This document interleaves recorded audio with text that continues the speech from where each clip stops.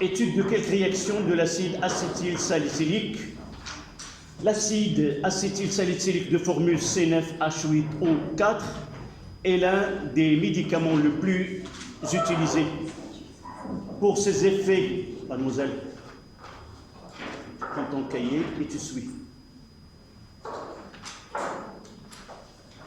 Par ses effets calmants et curatifs sur de multiples pathologies. On se propose dans une première partie de déterminer par dosage la masse de l'acide acétylsalicylique contenu dans un comprimé de médicaments d'aspirine. Pour étudier dans une deuxième étape la réaction de cet acide avec les ions méthanoates. Les données, la masse molaire de l'acide acétylsalicylique, c'est 180 grammes mol-1 et le pKe, c'est 14 à 25 degrés Celsius. Premièrement, dosage d'une solution d'acide.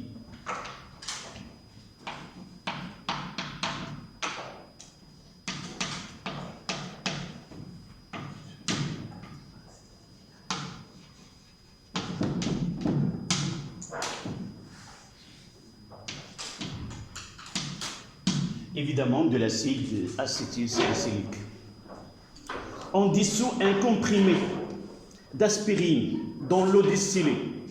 On obtient ainsi une solution aqueuse S d'acide acétylsalicylique de concentration Ca, de volume V 298 ml, et contenant une quantité de masse de l'acide petit m.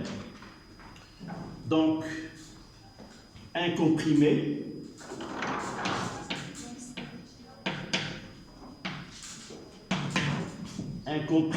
de masse petit m dissous dont V est égal à 278 ml.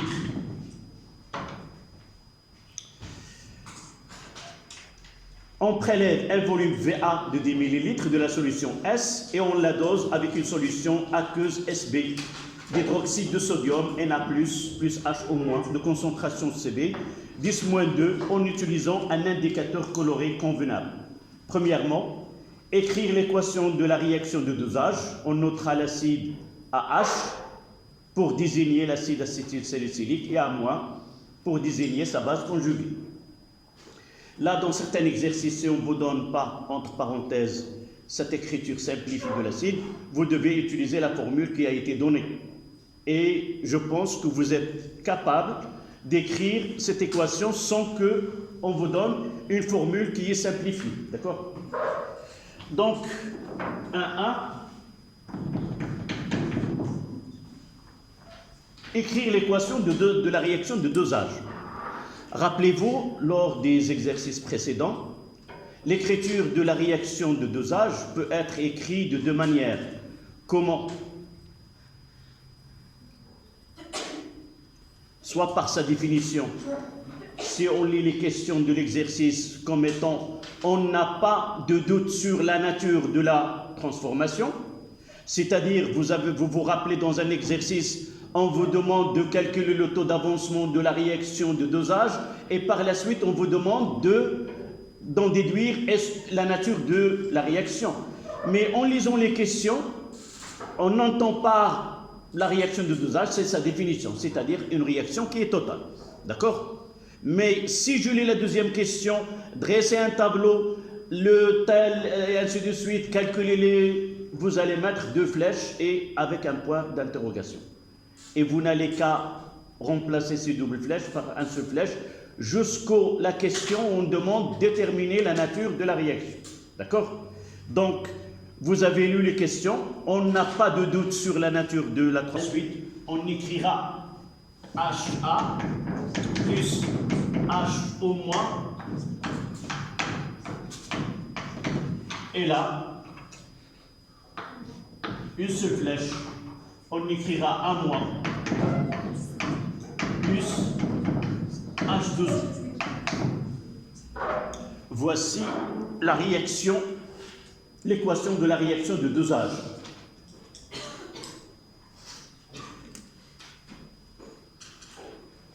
Là, c'était la première question, c'est pas un 1.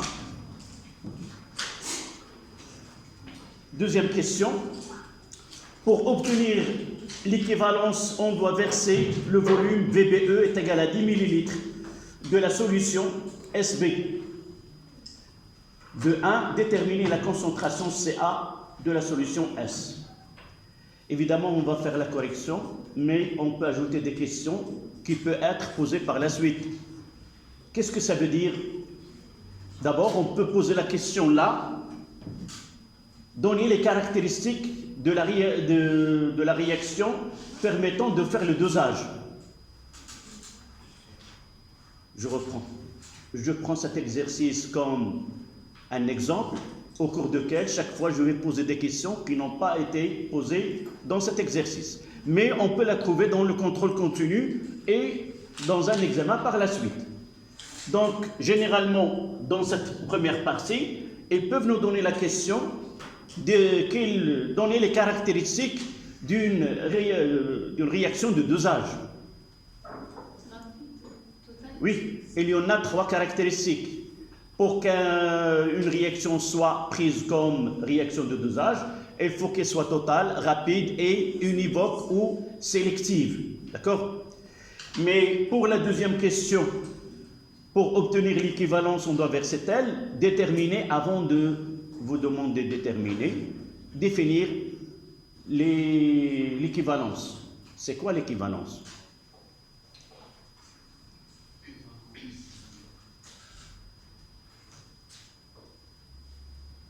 C'est quoi l'équivalence?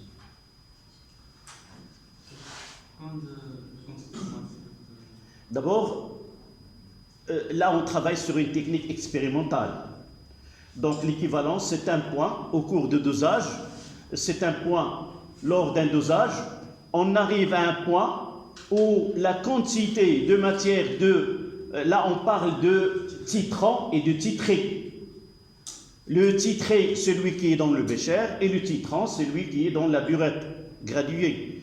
Donc, généralement, on parle d'équivalent lorsqu'on a un dosage quelconque. Et vous avez déjà étudié l'année dernière le dosage direct. C'est le dosage, on peut avoir des réactions d'oxydoréduction, comme on peut avoir un dosage acido-basique.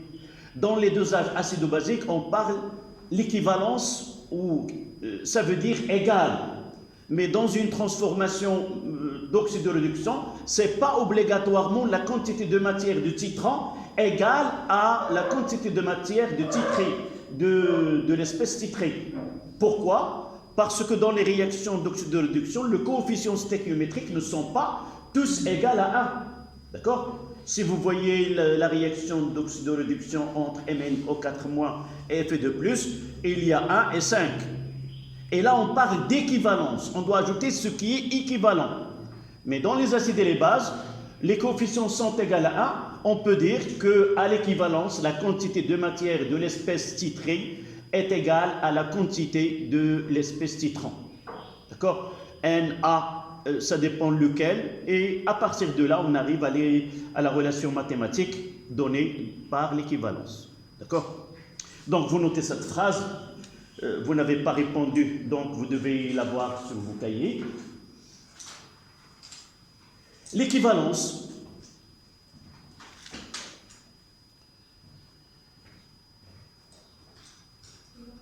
L'équivalence est un point au cours d'un dosage. L'équivalence est un point dans le dosage acido-basique. Pourquoi j'ai ajouté le dosage acido-basique? Pour dire après, la quantité est égale.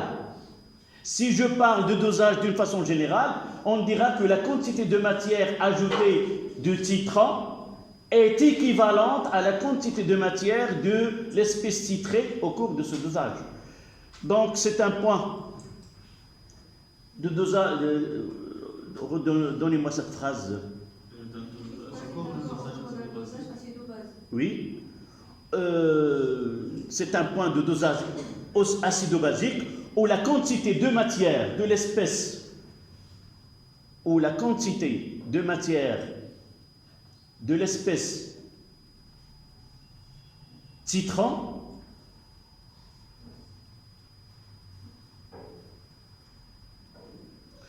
où se trouve entre parenthèses dans la burette, entre parenthèses, dans la burette graduée.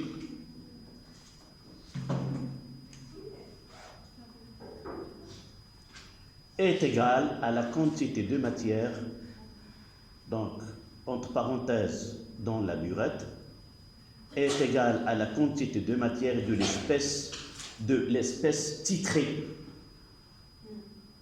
entre parenthèses dans le bécher.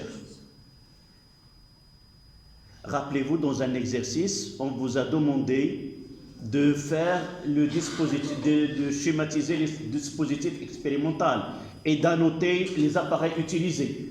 Dans certains cas, on vous donne le schéma de dispositif expérimental et des chiffres que vous devez les donner leur nom. C'est quoi? Un, c'est burette, là c'est pH mètre, ainsi de suite. Donc vous devez connaître les noms de dispositif expérimental de chaque élément dans ce dispositif. D'accord? Donc on passe de indéterminé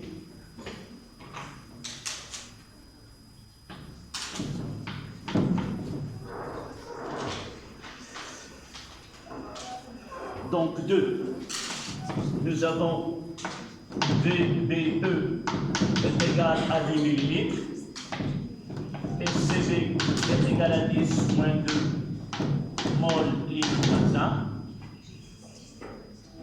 Le volume dosé, CVA est égal à 10 millilitres. Mademoiselle. Donc, comment dois-je répondre? C'est très bien, l'équivalence.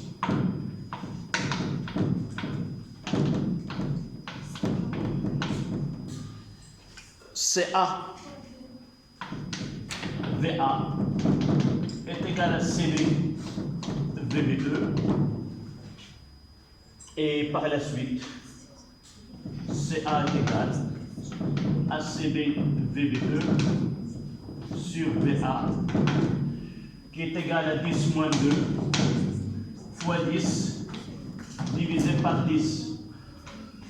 Et de là, CA est égal à 10 moins 2 mol litre moins.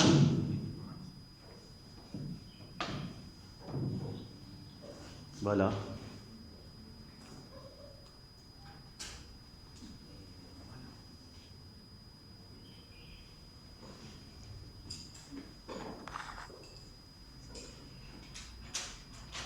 La question 2.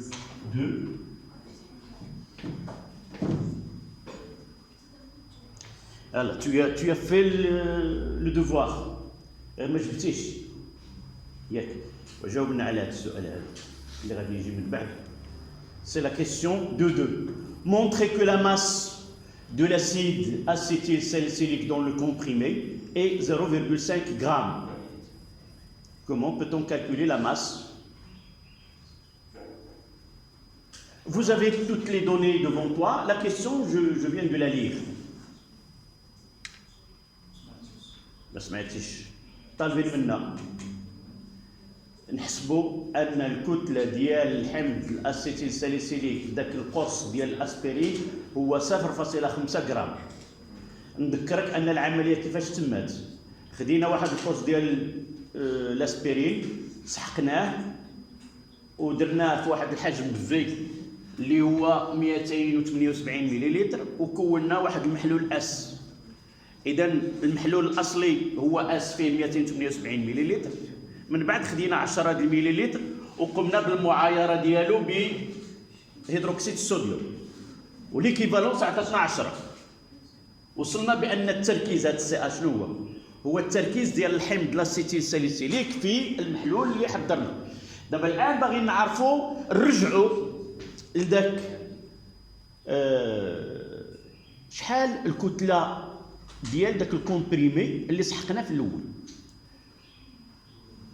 Donc le mode opératoire que nous avons effectué, c'est-à-dire on a pris un comprimé d'aspirine, nous l'avons broyé et nous l'avons dissous dans un volume V est égal à 278 millilitres.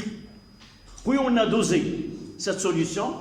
Nous avons arrivé à déterminer la concentration de l'acide acétylsalicylique qui est. On va revenir vers l'arrière et déterminer la masse de l'acide dans cette solution.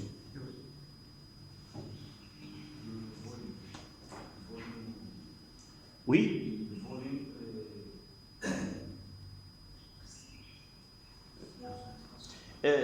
Toujours, lorsque je veux chercher ou arriver à la solution d'une question, la première des choses, c'est ce qu'on me demande. Et généralement, les questions que je viens de répondre, elles sont posées de telle manière à me ramener à arriver. Toutes ces questions-là que tu viens de voir, ce sont la base de la question qu'on va voir. Nous avons déterminé la concentration. La première des choses, quelle est la relation entre la concentration et la masse? Mademoiselle, tu prends la relève et tu vas répondre. Comment peut-on déterminer la masse? Donc la question, quelle est la relation entre la masse de l'acide dissous et sa concentration?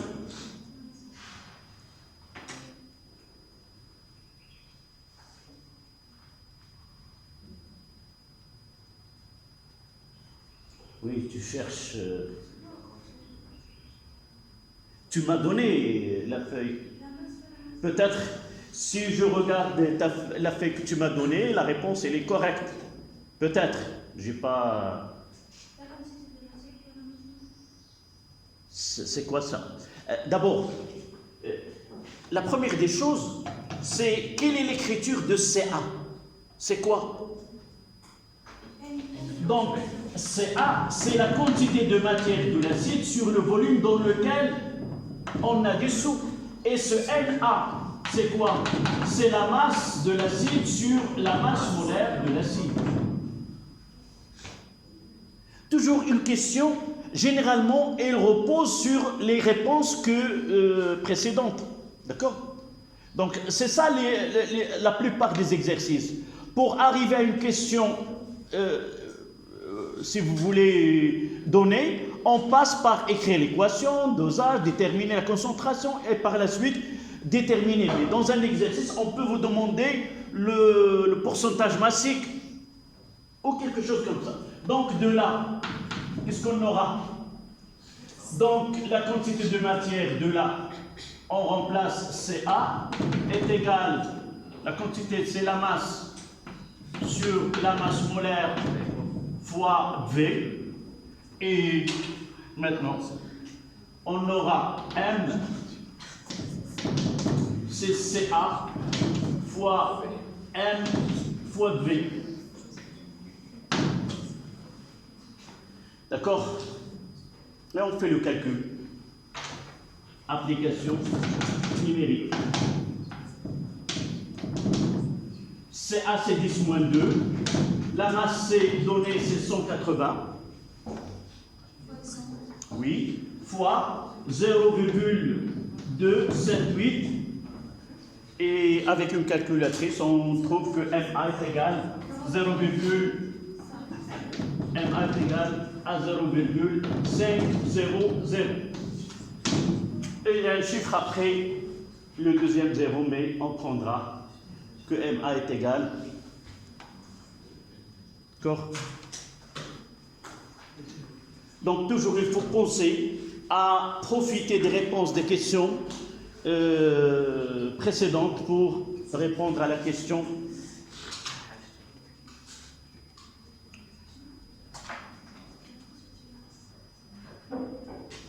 Donc de 2, c'était troisièmement, choisir parmi les indicateurs colorés dans le tableau ci-dessous l'indicateur convenable à ce dosage. Justifiez votre réponse. Là, je donnerai un point, quelle que soit votre réponse sur vos copies. Qui peut me donner cette réponse? Ça sera un point dans le devoir, dans le contrôle continu prochain. Oui. Non, tu me parles comme ça. N'essaie pas de lire à partir de la feuille, comme ça. Non, ne regarde pas. Non, j'ai posé la question. Non, donne-moi uniquement la justification. On a la présence des ions Na+. Oui. Et à moins qui sont... D'abord, mademoiselle, tu enlèves... On a la présence des ions Na+, et à moins qui sont des bases. Donc pKa et... Donc pH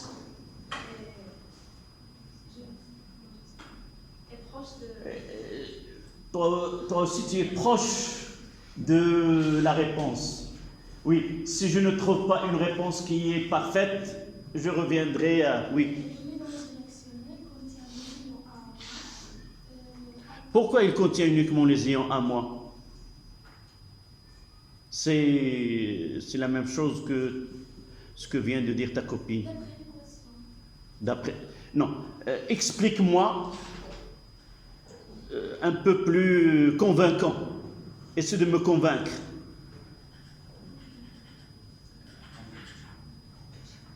En réalité, nous dosons l'acide acétylsalicylique. Oui. À l'équilibre. Non, là, on est en dosage.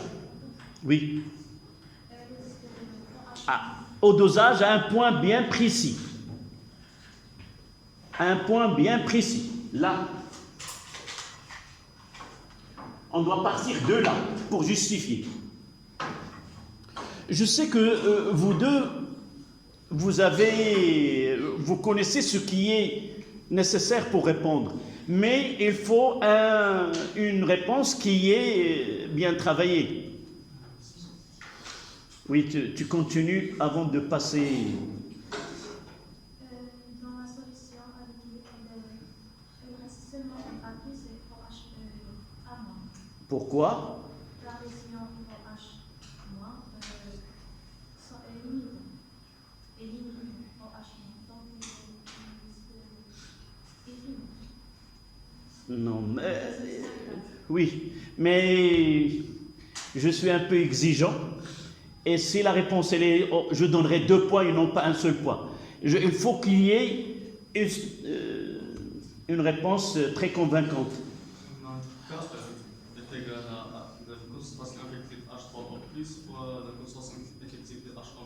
Oui. Non. Écoute. Là, à l'équivalence, ce que je dois écrire, peut-être 3 phrases. C'est quoi l'équivalence? On peut dire que l'acide est totalement neutralisé. D'accord? À l'équivalence, l'acide acétylsalicylique, il est totalement neutralisé. Mais si l'acide est neutralisé, ce qui reste à l'équivalence, uniquement sa base conjuguée, qui est A-. Et évidemment, le pH à l'équivalence, il sera légèrement basique. Et c'est pour cela qu'on va choisir le rouge de Crézol. Le point essentiel, c'est que, à l'équivalence, l'acide est totalement neutralisé.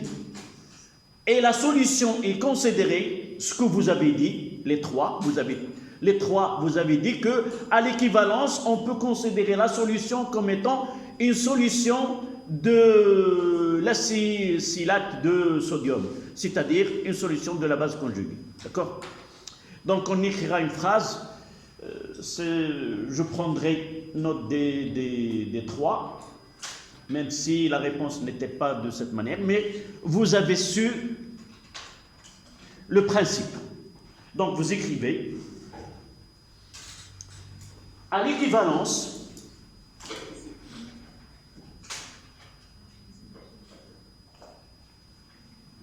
l'acide est totalement neutralisé à l'équivalence. L'acide est totalement neutralisé.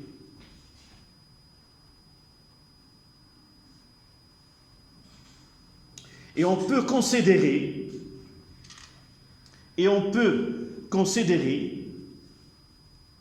que la solution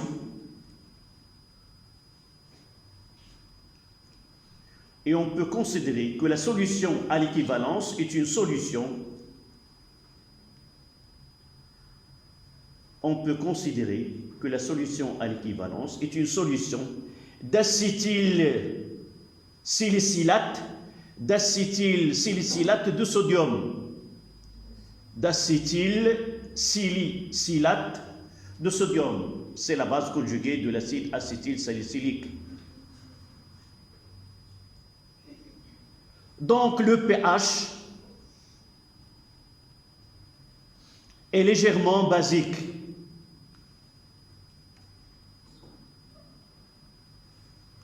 Et vous voyez dans les données, le seul indicateur coloré où la zone de virage encadre un pH qui est basique, c'est le rouge de Crézol. Donc, l'indicateur coloré,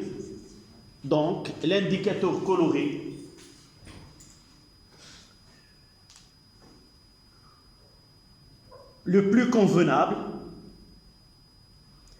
est le rouge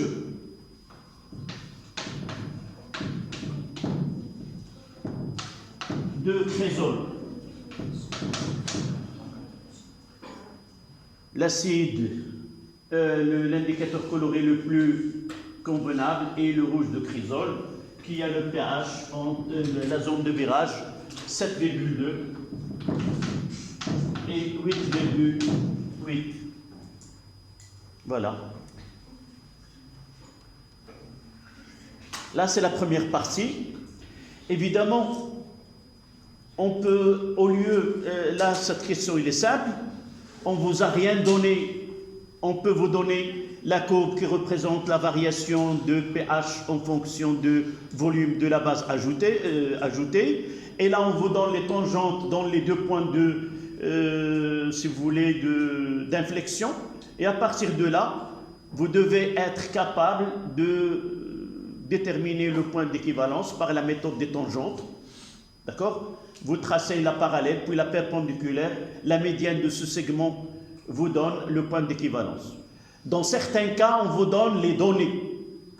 Ici, vous devez faire pas mal de travail pour déterminer la nature du point d'équivalence.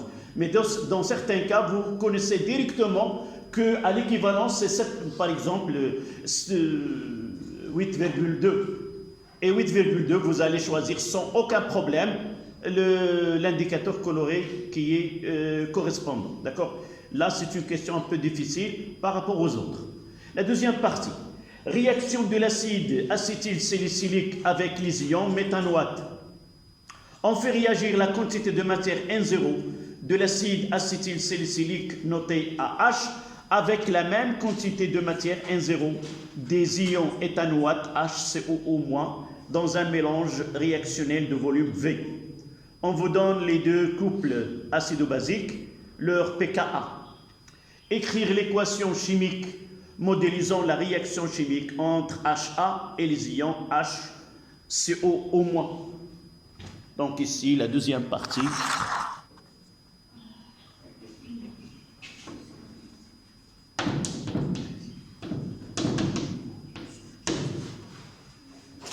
Deuxième partie, quelle est cette équation?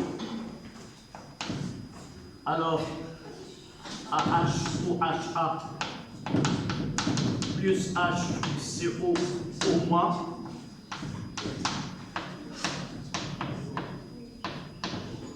ça donne un moins AQ plus HCOO HAQ.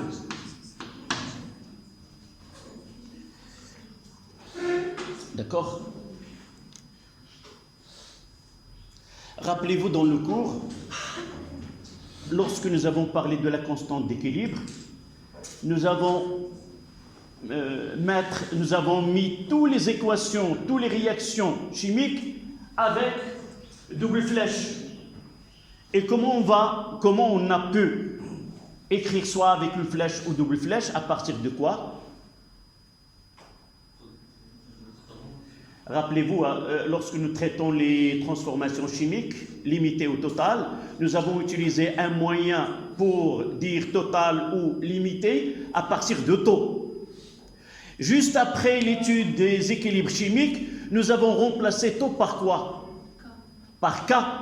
Et nous avons dit tant que K est supérieur à 10 à la puissance 4, on peut considérer que les transformations chimiques sont totales et nous utilisons une seule flèche. D'accord? Donc, si généralement vous faites double flèche dans les transformations chimiques, ce n'est pas un problème, sauf dans le cas où on vous dit la réaction de dosage. Dans ce cas-là, déjà le terme dosage, ça veut dire une seule flèche, tant qu'il n'y a pas de question qui essaie de retrouver que vraiment c'est une réaction qui est totale. D'accord? Ça, il faut le faire attention. Donc la première question, c'était l'équation modélisant, montrer que l'expression de la constante d'équilibre associée à la réaction s'écrit K est égal à 10 à la puissance moins pKa2 moins le pKa1. Donc comment dois-je faire? Toujours la question K. La première des choses, je dois écrire l'expression de K, de cette transformation. K est égal, c'est la concentration de A- à l'équilibre fois la concentration de HCOO H à l'équilibre sur la concentration de H à l'équilibre fois la concentration de... Voilà. Vous savez la technique, c'est quoi? Multiplier les deux termes par la concentration de H3 plus le numérateur et le dénominateur.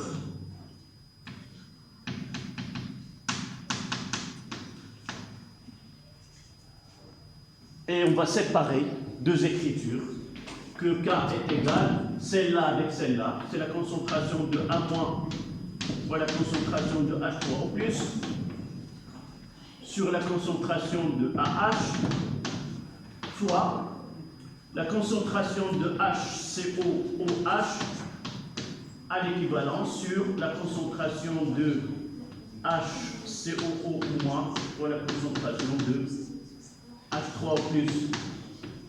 Voilà. Celle-là, c'est Ka. Donc K est égal à Ka de AH sur 1 moins.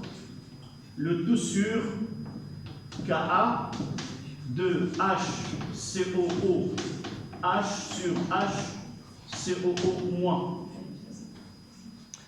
Vous savez que la définition de la constante d'acidité, c'est la concentration de la base fois H3 au plus sur la concentration de l'acide à l'équivalent.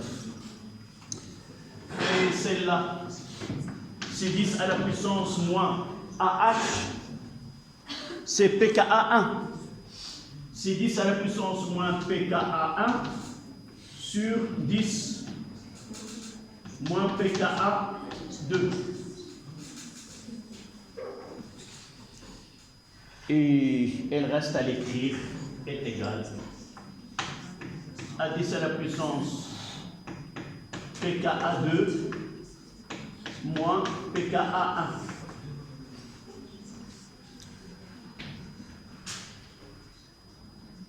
C'est la formule demandée. D'accord?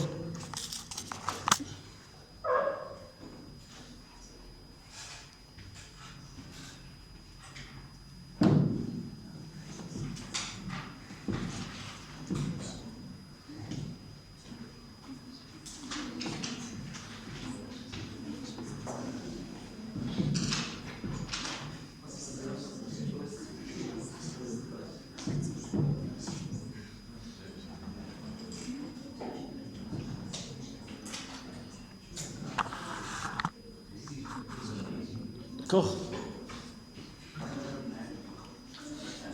Troisième question.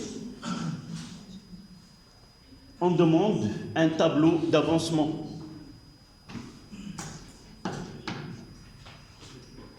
Donc, AH plus HCOO moins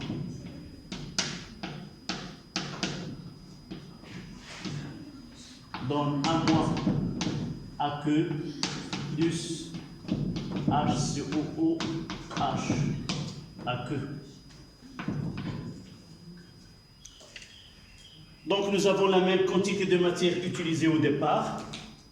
Là c'est N0, là c'est N0, là 0 et là 0. N0 moins X, N0 moins X. Et finalement, je m'arrêterai à N0 moins X final. N0 moins X final, ou tout simplement je mettrai l'équilibre. Au final, c'est la même chose, on discutera.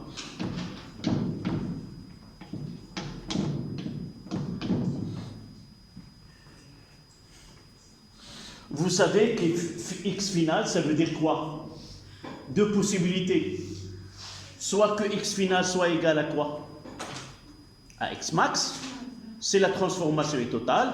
Soit X final est égal à XE, c'est la transformation est limitée et conduit à un équilibre chimique. Donc là, c'est le tableau d'avancement de la réaction. La quatrième question, montrez que l'expression de l'avancement final pour cette réaction s'écrit X final est égal à 1,0 racine carrée de K sur 1 plus racine carrée de K.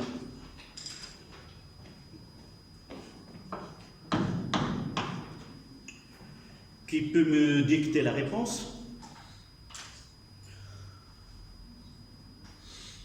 Oui. On montre X final à partir de quoi? Oui, d'abord, toujours, dans certains cas, notre problème, c'est que, qu'est-ce qu'on écrit à la première, donc une demande K. Donc là, il y a KX final. Nous voyons K, donc je dois partir de K. Est égal à quoi? J'ai ici tout. Ce tableau d'avancement, il est demandé pour faciliter sa tâche. Donc c'est la concentration de A- à l'équilibre. Voilà la concentration de... Nous l'avons déjà peut-être de l'autre côté. Sur la concentration de AH, voilà la concentration de HCO au moins. Est égal à quoi? Je vais essayer de remplacer. La concentration à l'équilibre, O, c'est X final sur V. Donc c'est X final sur V fois X final sur V sur N0 moins X final sur V fois N0 moins X final sur V. En simplifiant, on aura K est égal, c'est X final au carré sur N0 moins X final, le tout au carré. On fait la racine carrée. Donc, la racine carrée de K est égale à X final sur N0 moins X final. Un petit calcul. N0 moins X final fois la racine de K est égale à X final. Silence, s'il vous plaît. Je prendrai X final facteur 2. Là, c'est 1. Là, c'est 1. Et ici, ça sera plus racine de K est égal à N0 fois la racine de K. Et ça donne que X final est égal à N0 fois la racine de K, s'il vous plaît. 1 plus racine de K. Voilà. C'est l'expression demandée.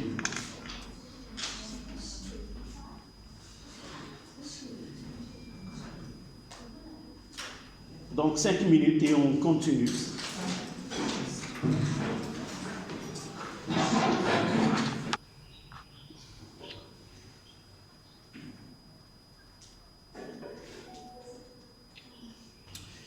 Donc on s'est arrêté à la question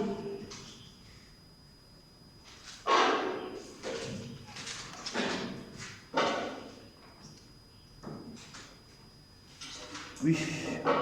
Quatrième question, c'était montrer que l'expression de x final s'écrit de cette manière. Cinquième question, montrer que la concentration de A- sur la concentration de AH à l'équilibre est égale à la racine carrée de K. En déduire la valeur de pH du mélange réactionnel à l'équilibre. Donc, comment on doit procéder?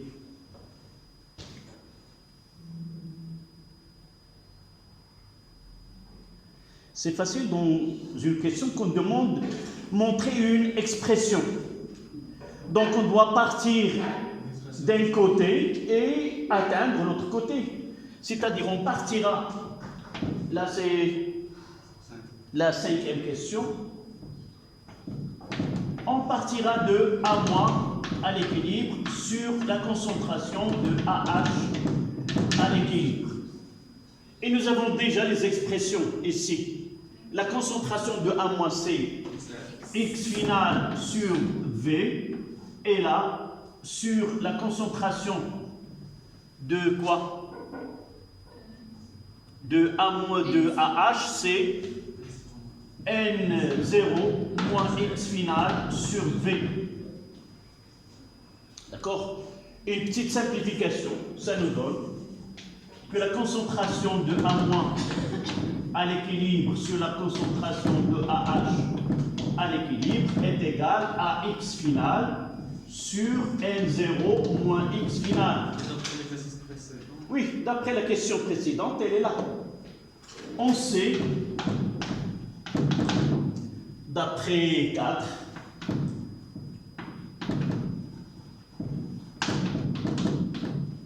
que X final sur N0 moins X final est égal à la racine de K. Et maintenant, la concentration de A- sur la concentration de AH à l'équilibre est égale à la racine carrée de K.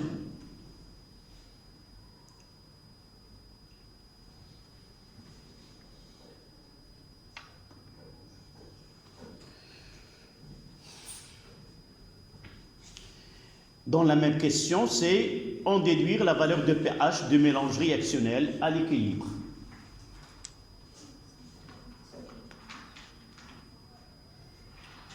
Quel est en réalité ceux ou celles qui maîtrisent bien le cours, lorsqu'ils trouvent cette expression-là, il vient à l'esprit une relation qui lie le pH avec ce rapport-là. Nous avons dit, pour un couple AH sur A-, qu'il soit avec l'eau ou qu'il réagit avec un autre couple A2H avec A2-, toujours il y a une relation qui est vérifiée. Quelle est cette relation? pH, c'est très bien, on sait que pH est égal à pKa. Là, c'est A-, c'est quel? pKa1. Oui, pKa1 plus log de la concentration de la base qui est A- à l'équilibre sur la concentration de AH à l'équilibre. Même aussi, c'est pas demandé, on ne va pas l'utiliser, le même pH est égal à pKa2 plus log de HCOO- à l'équilibre sur HCOOH à l'équilibre. Elle est valable pour les deux. Vous le savez, nous pouvons la déterminer à partir d'une question précédente où il y a la constante K qui peut être exprimée par les deux pK. D'accord? Donc, ce qui nous intéresse, c'est celle-là. Donc, là, c'est la relation 1. La relation 1 nous donne pH est égal à pKa 1 plus log de quoi? De racine carrée de K. Nous pouvons l'écrire d'une autre manière. Le pH est égal à pKa 1 plus, là c'est à la puissance 1 demi, c'est 1 demi log de K. Et K, nous l'avons déjà.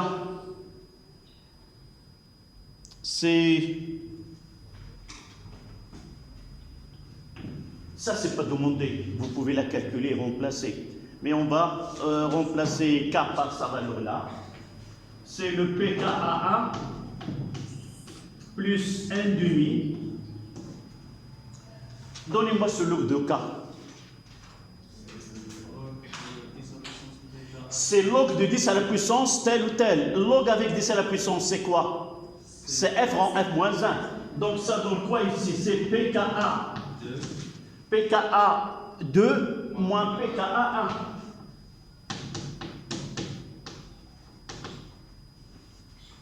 Là, c'est le pKa 1. Et si on simplifie, j'ai dit, c'est pas demandé. Vous pouvez vous arrêter ici, calculer K et faire le calcul. Sauf si dans la question, exprimez le pH en fonction de pKa 1 et pKa 2. Dans ce cas-là, vous n'avez qu'à suivre la démarche jusqu'à la fin. Comment cela se simplifie? pH est égal.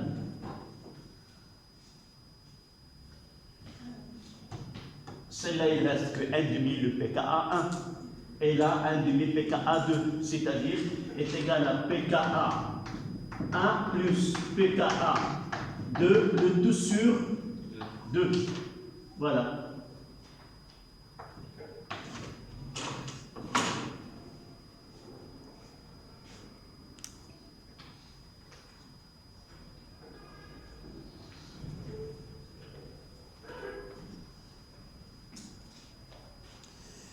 C'est la moyenne des deux, c'est-à-dire 4,1 plus calculatrice.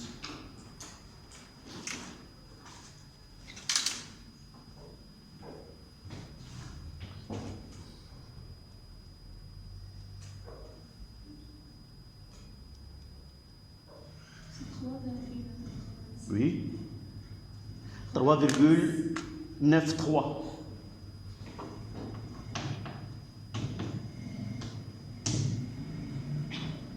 5.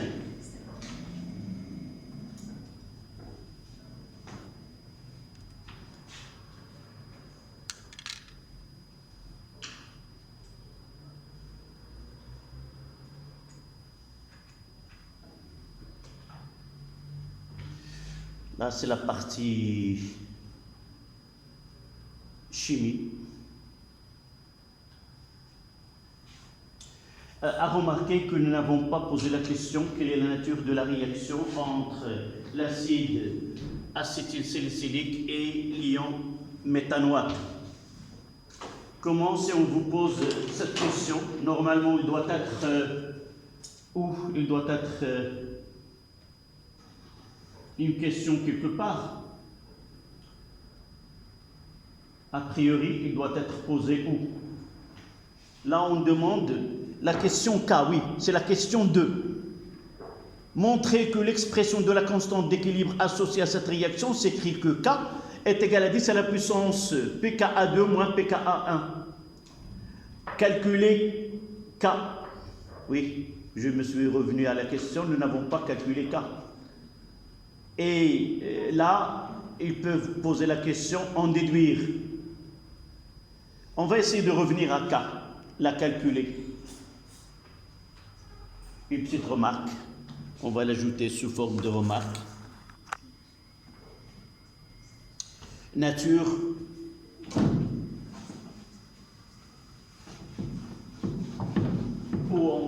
noter comme la question 6.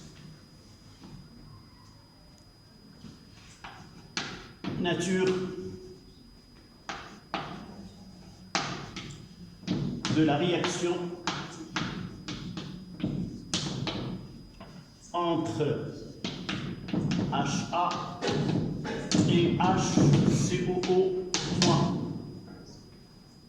Quelle est la nature de cette réaction-là? K est égal à 10 à la puissance pKa2 moins pKa1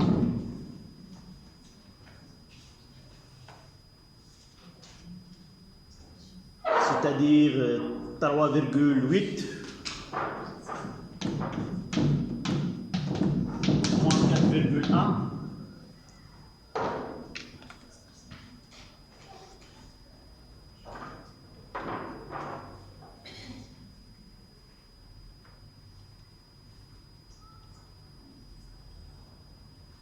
Ça donne combien?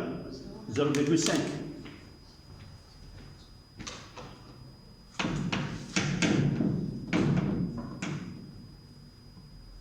Évidemment, il est inférieur à 10 à la puissance 4 et par la suite, la réaction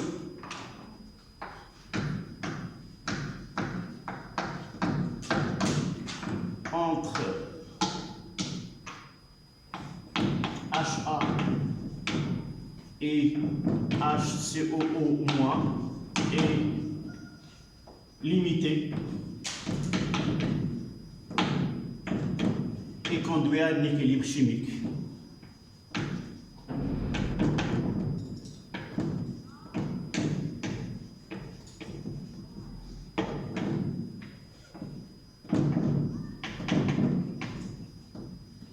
Et l'équation, c'est HA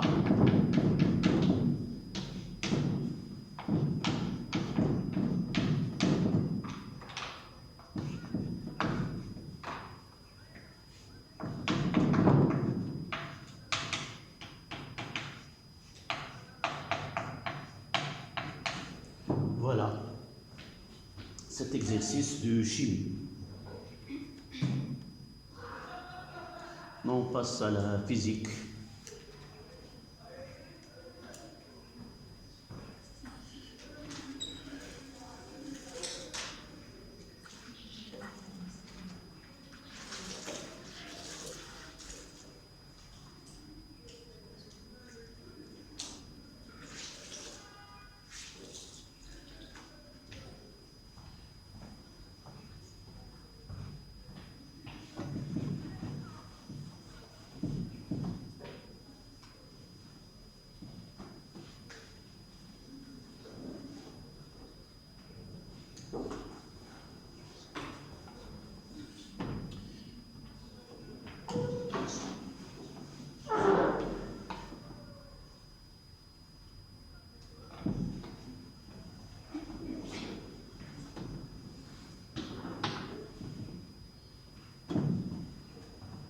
Si je peux lancer cette partie.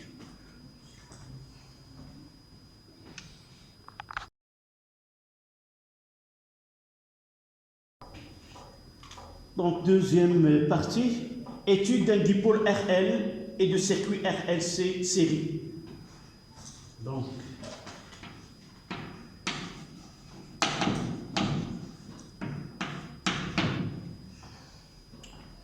étude du dipôle RL.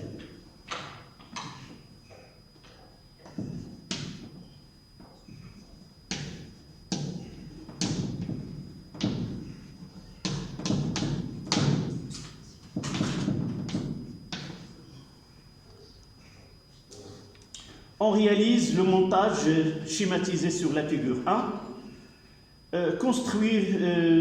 Constituer des éléments suivants: un générateur idéal de tension de force électromotrice E est égal à 10, un conducteur ohmique de résistance R est égal à 40 ohms, une bobine d'inductance L et de résistance petit r, un interrupteur K. Donc je vais faire le schéma. Donc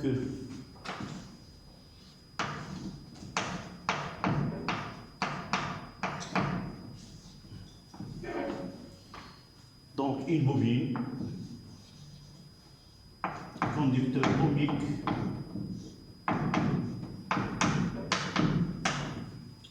un interrupteur K.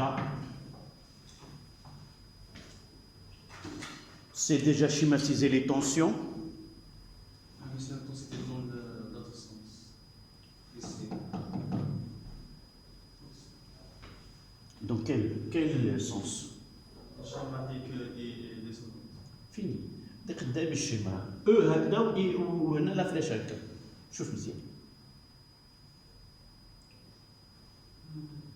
جسم آخر. مشيت وحده شفتي un autre schéma. Donc là c'est U. On l'a noté UB. Et là c'est UR. Évidemment, dans cet exercice, l'interrupteur est fermé.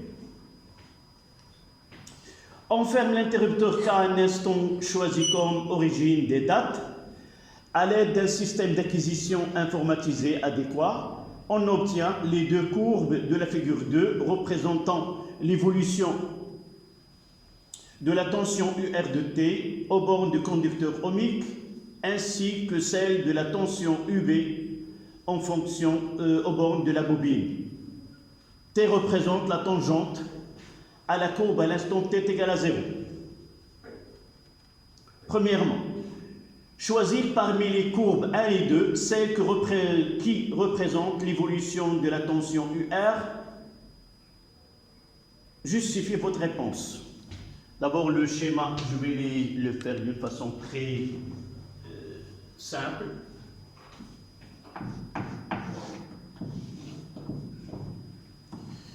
Nous avons deux courbes, une, là c'est 2, avec une tangente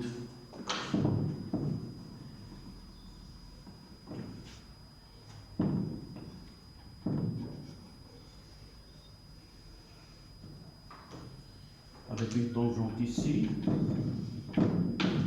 là c'était la courbe 2. La courbe 1, ça commence à partir de 10.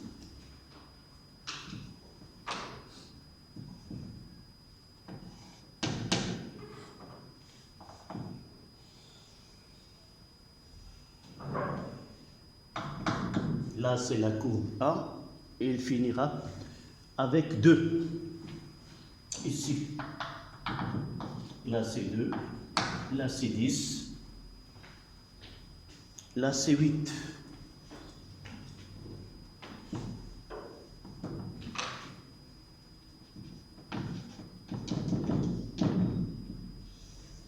Voilà, là c'est la courbe 1 et la courbe 2. Ici, le temps.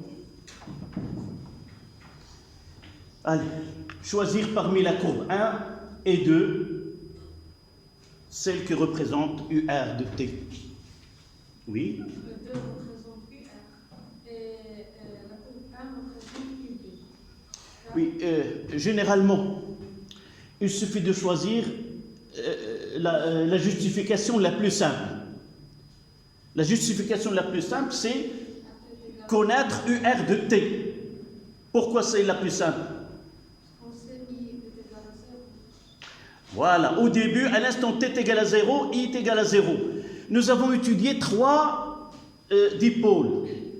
Le conducteur ohmique, la bobine et le condensateur. Le seul dipôle qui ne produit aucun retard ou avance ou modification, c'est le conducteur ohmique. C'est-à-dire, si à l'instant T, le courant il est nul, la tension au borne de conducteur ohmique elle est nulle. La bobine, non. D'accord? Le condensateur, oui, mais elle a un comportement qui essaie de s'opposer à la variation de la tension. Et la bobine, elle essaie de s'opposer à la variation de courant électrique. D'accord? Donc, comme tu viens de dire, la courbe 2 représente UR du fait qu'à l'instant T est égal à 0, l'intensité elle est nulle. Donc, premièrement, on sait que UR de T est égal à R I de T, à T est égal à 0, nous avons I0 est égal à 0. On est en train d'établir le courant électrique dans le circuit. Donc, UR de 0 est égal à 0.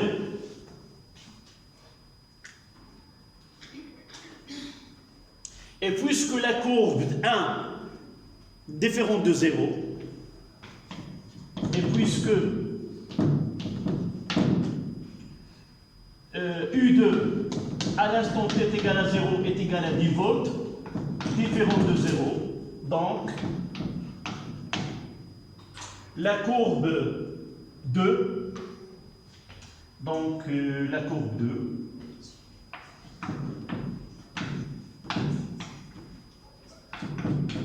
représente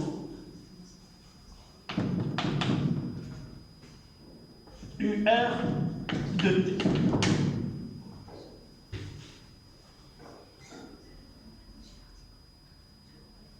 Je n'ai pas besoin même de parler la courbe 2, c'est quoi? D'accord? Je la nomme U2. Mais si la question était que représente la courbe 1 et la courbe 2, dans ce cas-là, je dois nommer cette courbe qu'il s'agit de telle. D'accord? La question, elle était ainsi. Deuxième question. Montrez que l'équation différentielle vérifiée par la tension UR de T s'écrit de cette manière. Deuxièmement.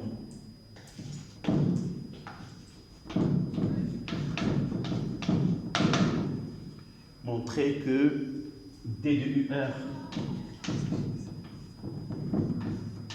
sur dt plus 1 plus petit r sur L, UR est égal à R fois E sur L.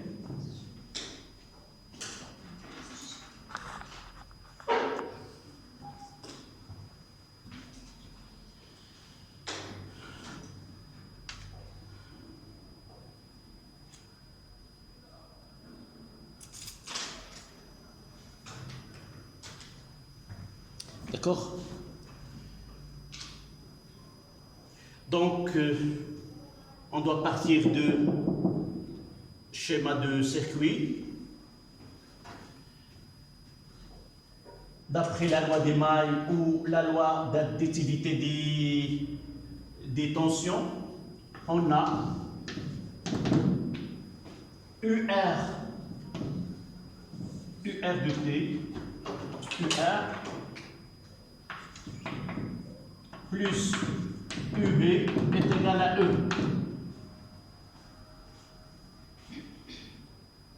Généralement, dans ce type de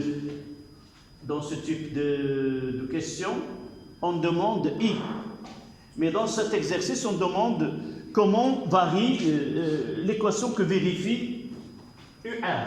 Donc, on va garder UR tel qu'il est. Donc, on passe à UB, qui est égal à RI plus L dI sur dt. Mais sans oublier que UR est égal à grand R fois I. Ce qui nous donne que dI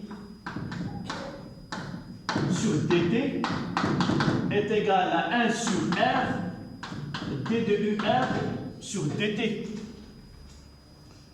On fait un changement de variable.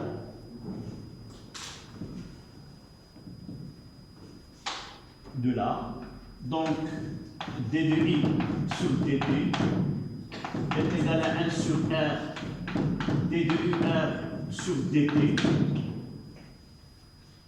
Et là, I est égal à UR sur grand R.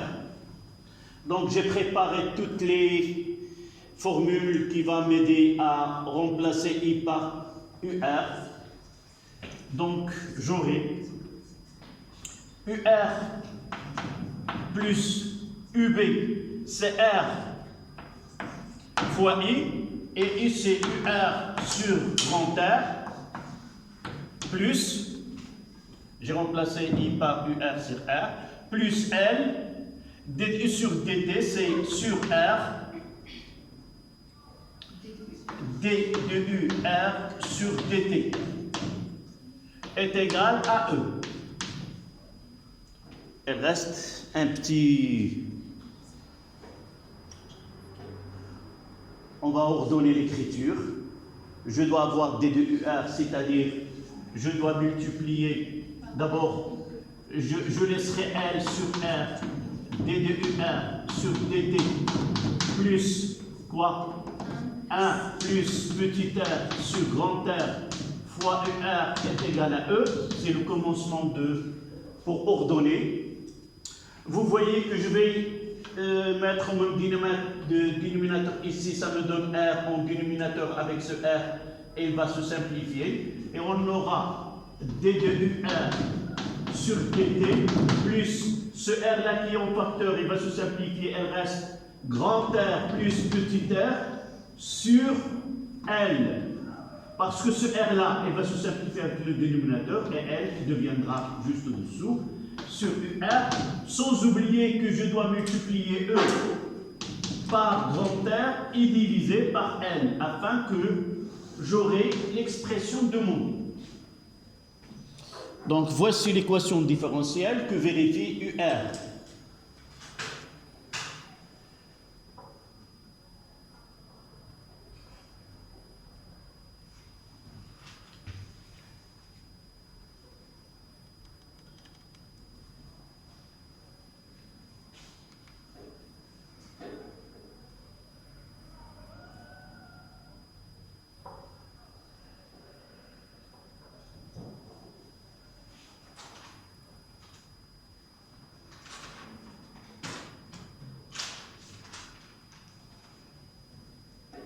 C'était la question 2.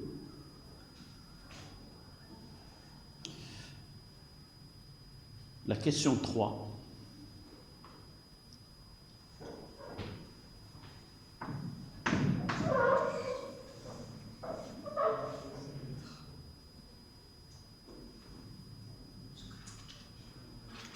La question 3, c'est quoi? C'est en déduire qu'en régime permanent, la tension aux bornes du conducteur ohmique a pour expression régime permanent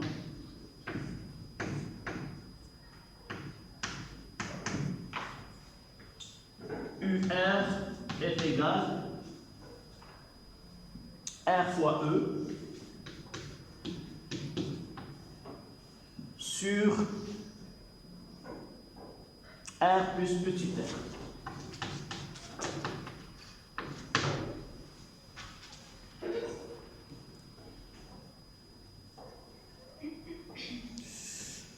Donc c'est une question qui est classique, ne pose pas de problème. Traduire régime permanent mathématiquement, c'est quoi? D'accord? Qu'est-ce que ça veut dire régime permanent? C'est quand la tension se stabilise. Nous l'avons vu dans le cours d'une autre manière. Nous avons dit qu'en régime permanent dans un circuit RL, l'intensité de courant tend vers une valeur limite qui est constante. Et si la tension, si l'intensité est constante, ça veut dire que UR elle est constante. D'accord? C'est ça ce qu'on va remplacer. Donc en régime permanent, d'abord on dira que I de T est égal à grand I est égal à une constante. C'est là le début que nous avons vu dans le cours. Ça veut dire quoi? On ne va pas travailler avec I. Ça veut dire que RI infini est égal à R fois I est égal à une constante. Et là, je vais utiliser la dérivée. Pourquoi? Parce que j'ai dans l'expression UR. Donc ça veut dire que UR est égal à une constante. C'est équivalent à dire que UR sur TT en régime permanent est égal à 0.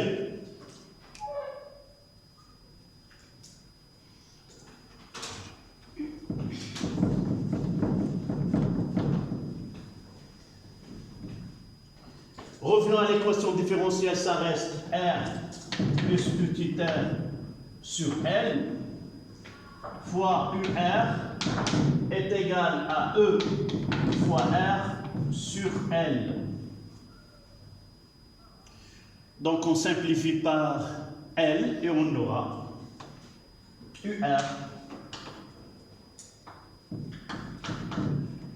On mettra ici entre parenthèses infini est égal à E fois R sur R plus petit r.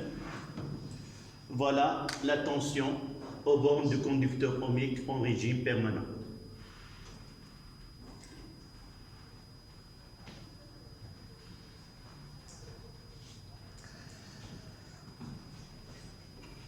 Là, c'était la troisième question.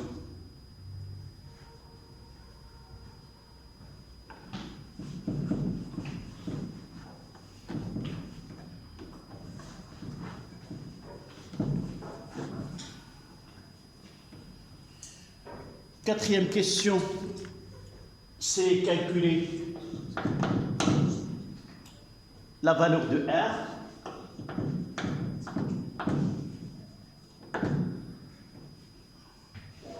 Calculer la valeur de R. Et comment peut-on calculer la valeur de R? À partir de UR. UR infini, c'est combien? C'est 8. E, c'est 10. Grand R, c'est 40.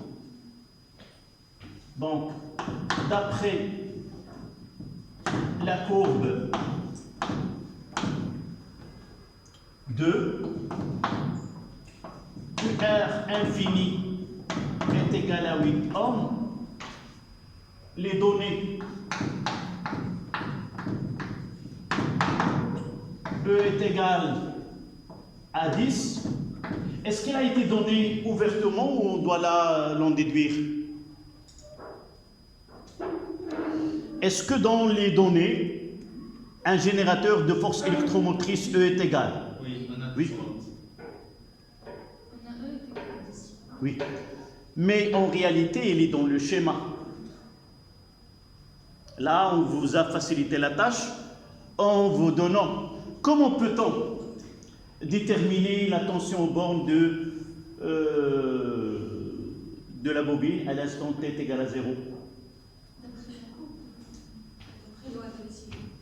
D'après la loi d'additivité de tension. Comment? On mettra UR de T plus UB de T est égal à E.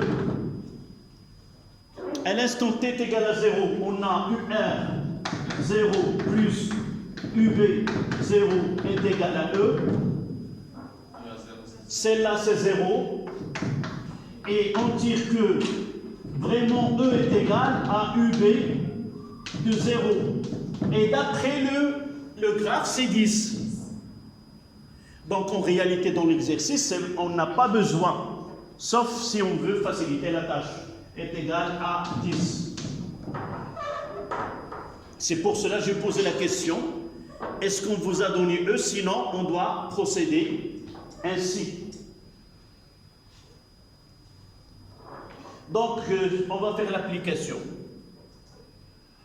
Et à partir de là, on peut dire que R plus petit r est égal à E fois R sur UR infini. Et petit r est égal à E fois R sur UR infini moins grand R. Et l'application numérique, petit r est égal, E c'est 10, fois 40, divisé par 8, moins 40. Ça donne combien? 10. Donc petit r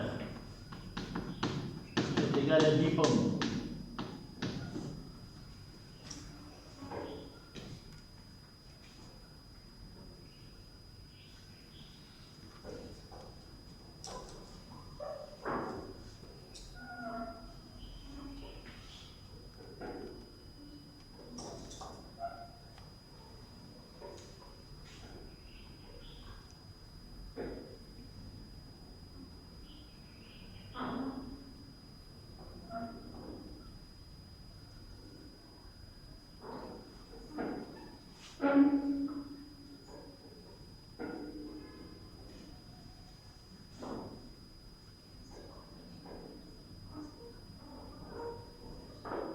La question suivante, c'est déterminer graphiquement la valeur de la constante de ton taux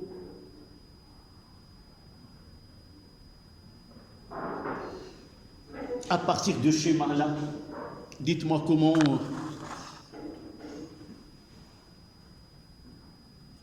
C'est quoi? On fait la projection du point d'intersection de l'asymptote à la courbe avec la tangente. C'est combien? 0,01. La cinquième question, taux, graphiquement. Je ferai un petit schéma ici. Ça ne demande pas grand-chose. D'accord? Je fais la tangente et je mets taux est égal à 0,01 secondes. C'est la justification que je peux faire.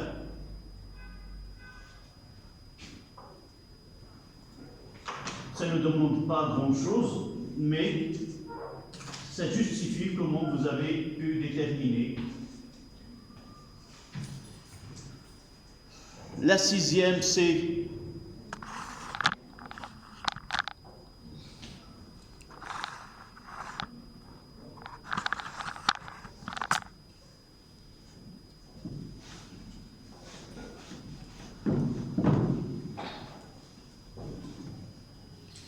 sixième question, vérifier que L est égal à 0,5.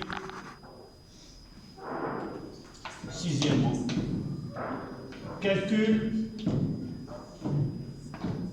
de L. Dans ce cas-là, taux est égal à L sur R plus petit r. Et on tire L est égal à taux fois R plus petit r, qui est égal à 10 moins 2 fois 40 plus 10, ça donne 0,5 H. Et c'est la valeur demandée.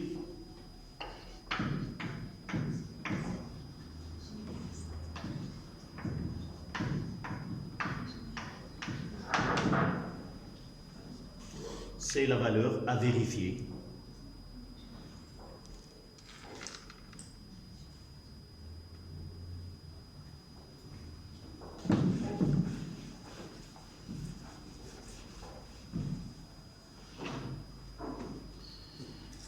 La septième question, la dernière dans la partie 1.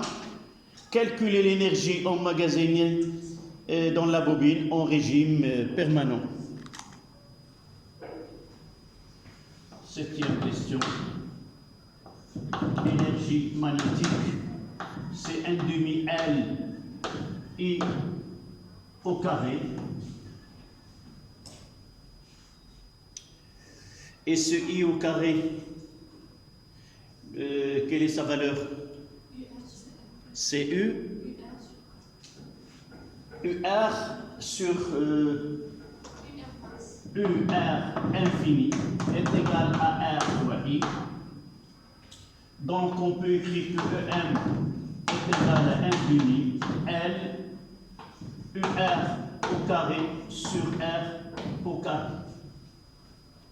Puisque nous avons la valeur de UR infini c'est 8, Donc, application numérique.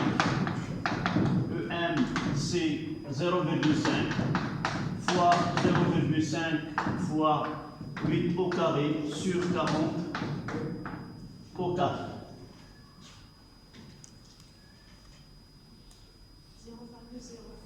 0,01. EM est égal 0,01 joules. On peut écrire 10 moins 2 joules.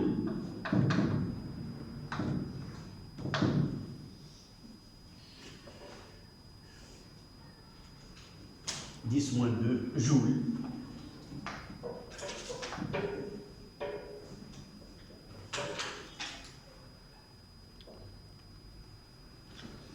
Maintenant, la deuxième partie.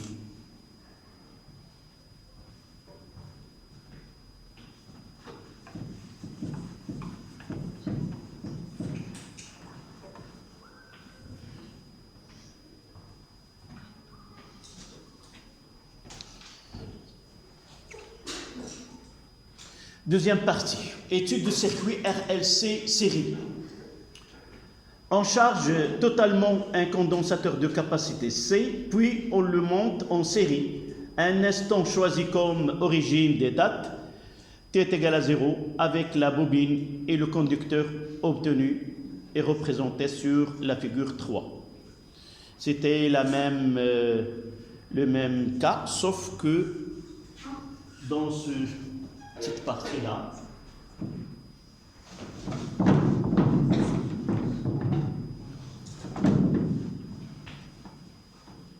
donc le condensateur, conducteur ohmique de résistance R et une bobine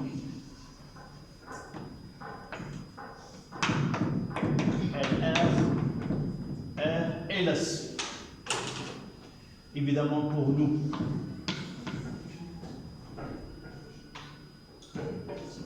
là c'est UC, là c'est UV et là c'est UR, avec un condensateur initialement chargé.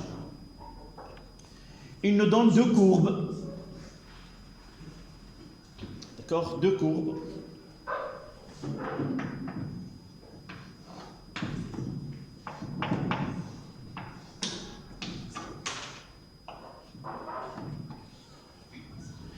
La première,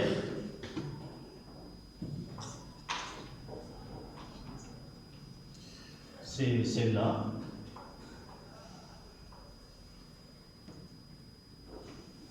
Et la deuxième,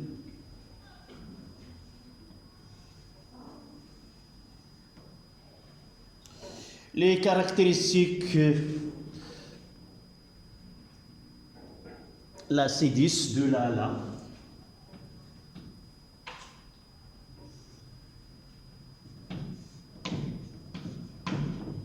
C'est 10 millisecondes.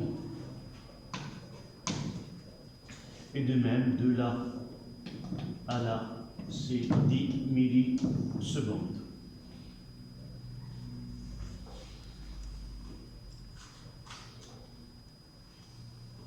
Les courbes de la figure représentent l'évolution de la tension UC et aux bandes de condensateur et l'intensité I qui circule dans le circuit. Évidemment, dans l'énoncé que vous avez, c'est déjà schématisé I et schématisé UC. Mais dans un devoir, uniquement, je vais montrer que là, c'est la courbe 1 et là, c'est la courbe 2. D'accord? Et les valeurs, ici, c'est... On vous donne 222. Par exemple, on peut vous donner des valeurs en milli. Mais la première question, c'est est-ce qu'elle a été posée ou non? Quel est le régime? D'abord, quel est le régime correspondant aux courbes de la figure 4? Monsieur, Oui. vous n'avez pas dû envoyer les questions de cette partie. La question de cette partie.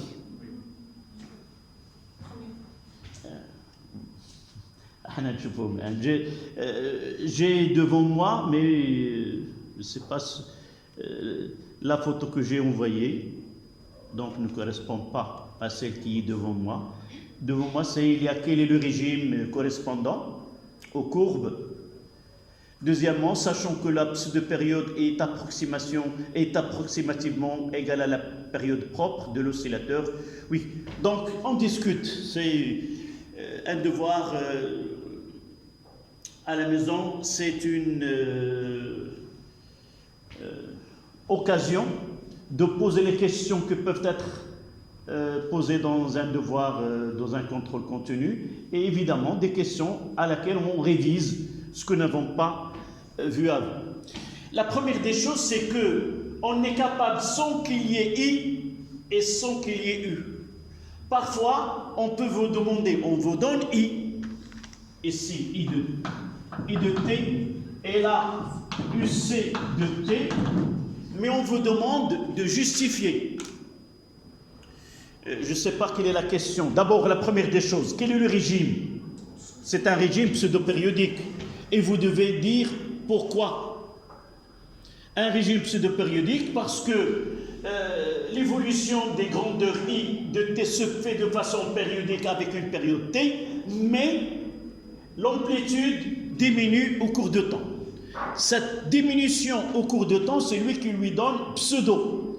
Mais si vous suivez les crêtes, vous trouvez que la même durée entre deux crêtes successives qui est la période.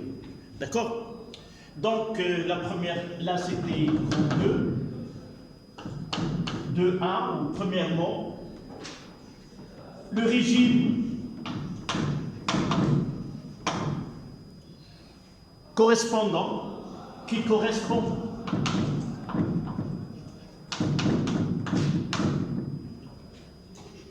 à la figure 4,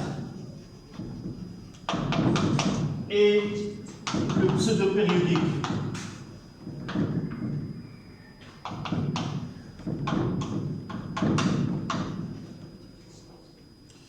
Les deux courbes sont périodiques, mais l'amplitude diminue au cours de temps. Périodique. Les courbes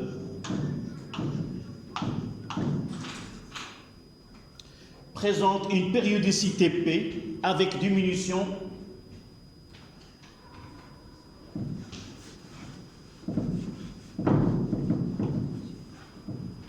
donc les courbes présentent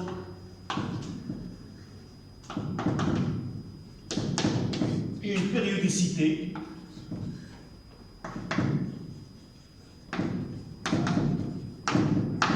P, mais l'amplitude diminue.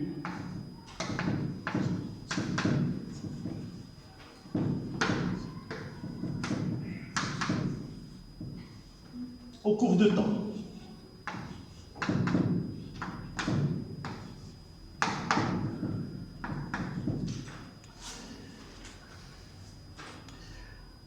Donc, calculer l'énergie totale, je vais répondre un peu théorie sans écrire. À l'instant t est égal à 9.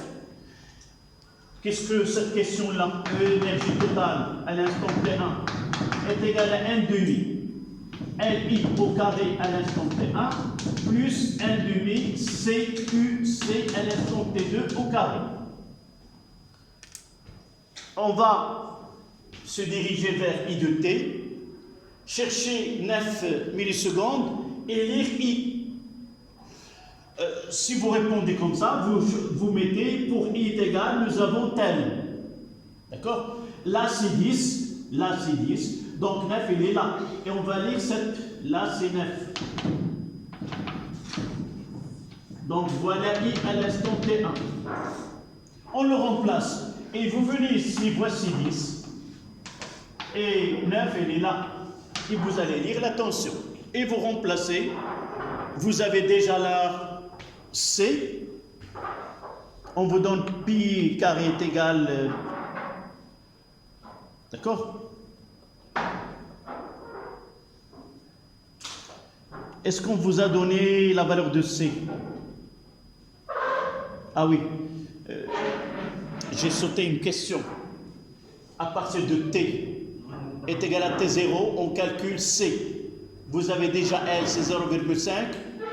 D'accord? Pour C, T0 au carré est égal à L, c'est 4pi carré fois L fois C, qui est égal à T au carré. Et de là, on fait C est égal à T carré sur 4pi carré fois L. Et on va la remplacer ici. L, c'est 0,5. I, il est lu ici. Et UC, il est lu de la même manière. La dernière question, c'est l'entretien. Vous l'avez sur le cahier. C'est une question de cours. L'entretien des autres. On a fait entrer un générateur qui joue le rôle comme un conducteur de résistance négatif. Voilà.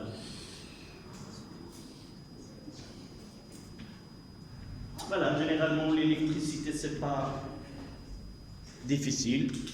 Donc après les vacances, on aura soit on a cours le lundi. Donc le jeudi.